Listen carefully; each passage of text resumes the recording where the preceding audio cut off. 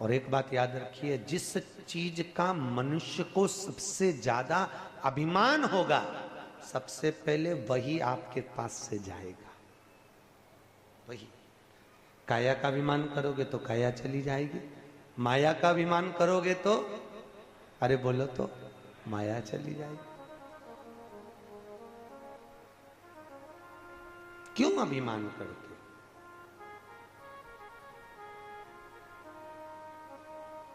ये अभिमत्ता की चीजें, जिब्या और दांतों में दोनों में बात हुई तो दांत बोला जिब्या मेरे बल पे तो जीवित है, और सुन मैं हूं तब तक तेरी कीमत है, मैं हूं तब तक तेरी कीमत है। दांतों ने कहा, जिब्या बोली इतना क्यों करता है रे दांत, समय बताएगा। और जिसको ज्यादा अहंकार होता है सबसे पहले वो ही जाता है। अब तुम अंदाजा लगा लो, बुढ़ापा आता है तो जिब्या जाती कि दांत जाता है? अरे बोलो तो, दांत चले गए। कितना अहंकार था, हर चीज को काट लूंगा, खा लूंगा, खा लूंगा, इतना अभिमान, इतना अभिमान गया। कभी ना बोलिए, ऊंचे वचन से बहुत दूर रहो, बहुत दूर।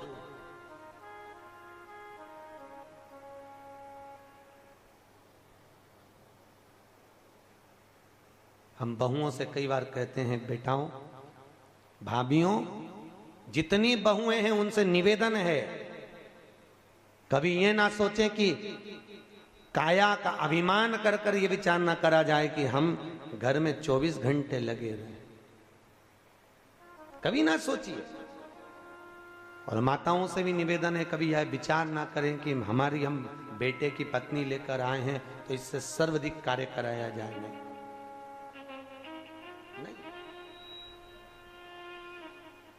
फिर बहुएं भी फिर उल्टी चलने लगी। एक सास ने बहू से कहा, बेटा एक एक भिंडी को धोकर पोंछकर फिर काटना। ठीक है मम्मी। बर्तन मंज गए हो तो एक एक कटोरी को, प्लेट को अच्छा धोकर साफ कर कर रखना। ठीक है मम्मी। कचौड़ी बना रही है तो एक एक कचौड़ी को अच्छे से पलटते रहना, जले नहीं और बेकार नहीं हो, तेल ना पिए। ठीक है मम्मी। 8-15 दिन तक बहू ने सुना। दूसरे दिन बहू बाथरूम में गई, 4 घंटा में नहीं निकली। सास ने पूछा, बेटा कब निकलेगी? बस निकलती हूं मम्मी। 5 घंटा हो गया, बहू नहीं निकली। कब निकलेगी? मम्मी बस निकलती हूं। तो इतनी देर क्यों लग रही है? मम्मी आपके कहे अनुसार चल रही हूं, एक एक बाल को शैम्पू से धो रही हूं।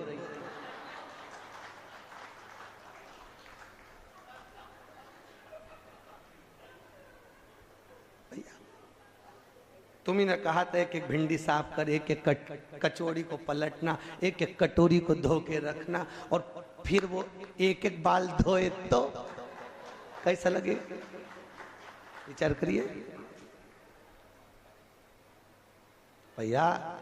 शास्त्र कहता है समय की अवधि में मिनक निकालना बंद कर दो। जैसा जैसा अवस्था बढ़ती जाए, बुढ़ापे का परम आभूषण, बुढ़ापे में क्या आपके पास हो कि आपकी बहू भी आपको पूछे, बुढ़ापे में क्या आपके पास में हो कि आपका बेटा भी आपको पूछे, बुढ़ापे में क्या आपके पास में हो कि आपका पड़ोसी भी आपको पूछे, बुढ़ापे में क्या आपके पास हो कि आपके रिश्तेदार भी आपको पूछें। बुढ़ापे का परम आभूषण क्या होता है? बुढ़ापे का आभूषण धन और दौलत नहीं होता, बुढ़ापे का आभूषण मौन होता है। जितने चुप रहोगे उतने पूजे जाओगे। दिन भर बड़बड़ करोगे तो लोग सोचेंगे ये तो बड़बड़ाता रहे, पड़े कौन पूछेगा? बुढ़ापा जैसे जैसे आए, वृद्धावस्था जैसे जैसे आए, वैसे वैसे अपनी इंद्रियों को संयम रखो, कानों पर संयम रखो। क्या बात कर रहे हैं?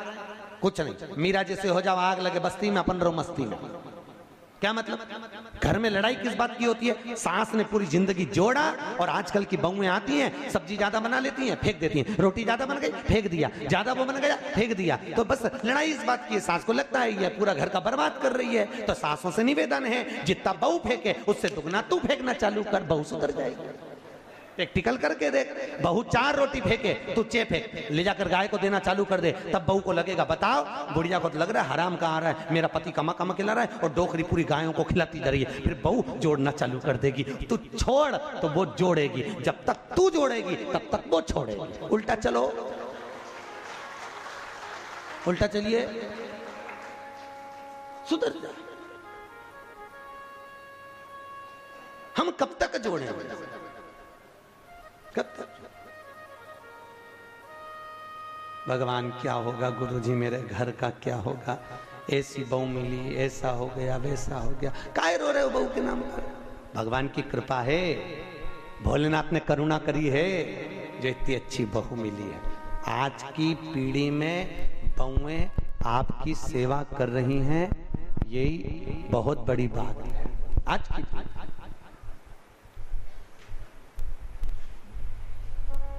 आज की पीढ़ी में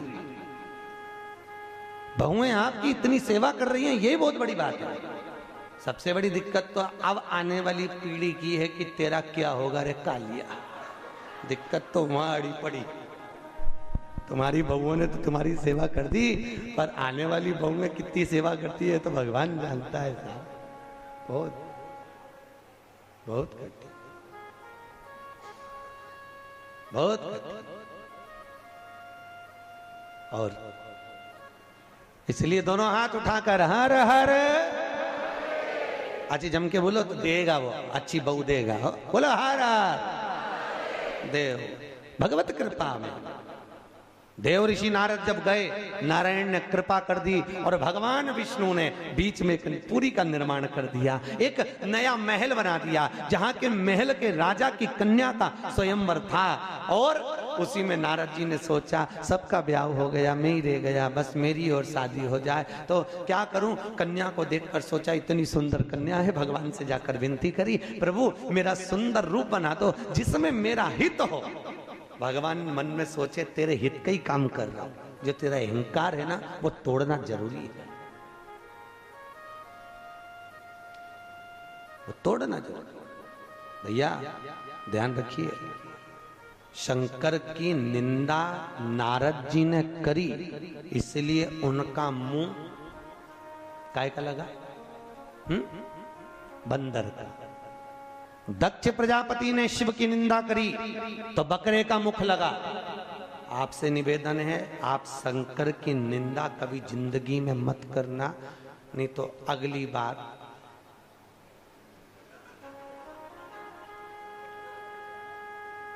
आप हो या हम करें तो हम जो निंदा करेगा। पहली बात तो निंदा होना ही नहीं चाहिए, हमारे शास्त्र कहते कभी मत करो, निंदा होना ही नहीं बिल्कुल। घर में कोई निंदा करे, कोई बुराई करे, उसने ऐसा कर दिया, उसने वैसा कर दिया, मत कर। तो ये बोलना वहीं बोल देना, हमारे पास मत करना, बिल्कुल मना कर दो ये एकदम। जो निंदा, और निंदा हो ये ठाकुर जी की कृपा है, निंदा हो भगवान की करुणा है जब आपकी निंदा हो रही है। ईमानदारी से बोलो, 70-70, 80-80 साल की बूढ़ी बूढ़ी माँ बिल्कुल चकाचक रहती हैं, और बहुएं जिनकी उम्र केवल 25 साल, 35 साल, 34 साल, 40 साल, कहीं उनकी कमर दुख रही, कहीं घुटना दुख रहा, कहीं पीठ दुख रही, कहीं सिर दुख रही, तो बूढ़ी बूढ़ी माताएं कहती है हमारी इतनी उम्र हो गई, हम गोली दवाई नहीं खाएं, और ये देखो तो गोली दवाई रोज की खाएं, इसको क्या हो गया। आज की बहुएं सबसे ज्यादा बीमार पड़ रही, सही है कि गलत है, और सास और बीमार नहीं पड़ रही, क्यों? उसका कारण है, शिव महापुराण कहती है जिसकी ज्यादा निंदा होती है वो स्वस्थ होते चले जाता है। समझ गए, समझ गए, वो स्वस्थ हो गया। शिव महापुराण की कथा में कहा एक राजा बीमार पड़ गया, उसको काया का रोग हो गया, उसकी काया टपक टपक के गिरने लगी, सारे वेद डॉक्टर को बुला लिया, डॉक्टर ने हाथ ऊंचे कर दिए, तब वो राजा अपने गुरु जी के पास में गया, गुरुदेव मेरी काया का रोग हो गया, मेरी काया टपक टपक कर गिर रही है, गुरु जी बचा लीजिए। गुरु जी ने कहा ये बताओ तुम 2 भाई थे? हाँ। एक भाई कहाँ है तेरा बड़ा वाला? तो क्या वो मर गया। उसकी पत्नी कहाँ है? तो क्या महल में। एक काम कर, तेरे बड़े भाई की पत्नी जिस कमरे में सोती है उस कमरे के बाहर कुछ चटाई डाल के चुपचाप से रात में जाके सो जाया कर। महाराज उससे क्या होगा, तू ठीक हो जाएगा बस। महाराज बड़े बड़े डॉक्टर दवाई से नहीं कर पाए, तुम कह रहे हो कि भाभी के कमरे में जाके, भाभी के कमरे में नहीं, कमरे के बाहर, हाँ जा सो, किसी को मालूम नहीं पड़ना चाहिए, नहीं पड़ेगा, बस 15 दिन में तू ठीक जा। गुरु के वचन पर विश्वास करा, पहुंच गया भाभी के कमरे के बाहर, रोज चटाई डाल के सो जाता। 8 दिन निकले, एक नौकरानी ने देख लिया, नौकरानी ने दूसरी सेविका से कहा, सेविका ने तीसरी सेविका से कहा, लोग ताने देने लगे, खोल ले राजा को तो देखो भाई मर गया तो भाभी के कमरे में सोने जाता है। लोगों ने बुराई करना चालू कर दी, जैसे जैसे बुराई चालू हुई वैसे वैसे राजा का शरीर अच्छा होने लगा, एकदम स्वस्थ हो गया। स्वस्थ हुआ राजा, तुरंत गुरु जी के पास गया, गुरुदेव बड़े बड़े डॉक्टर इलाज नहीं कर पाए, आपने कैसे इलाज कर दिया? गुरुजी बोले, राजन तेरे पाप इतने बढ़ गए थे कि तेरे शरीर से टपक टपक कर गिर रहे थे, उस पाप को कम करने के लिए तेरी बुराई चालू करवा दी, इसलिए तेरा शरीर ठीक हो गया। इसलिए पहले कहते थे निंदक न्यारे राखिए, जिसको ज्यादा बीमारी हो जाए उसकी बुराई चालू कर दो।